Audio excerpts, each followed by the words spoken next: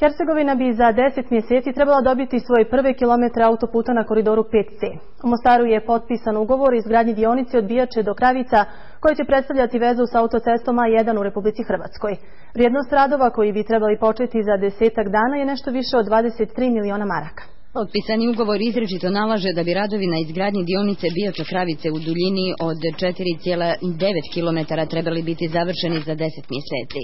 Izgradnjom ovoga dijela autoceste uz ostalo Međugorje će dobiti čvrstu vezu s Jadranskim primorjem, a samim tim i veće šanse za ubrzan razvoj.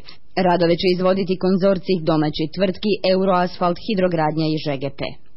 Već su osigurana sredstva i za sljedećih 5 km ove dionice od Bijače do Međugorja, koja će se početi graditi početkom 2012. Problem predstavljaju dionice na sjevernom ulazu, odnosno južnom izlazu iz Mostara. Kako sada stvari stoje, projekti će se morati raditi ponovo. Da se posao zahuktava govori i početak radova na tunelu Vijenac, a najavljena je i izgradnja 20 km autoceste na relaciji Vlakovo-Tarčin, te ubrzanje radova na Sarajevskoj zaobilaznici. Do kraja 2014. trebala bi biti gotova i dionica od Tarčina do Zenice.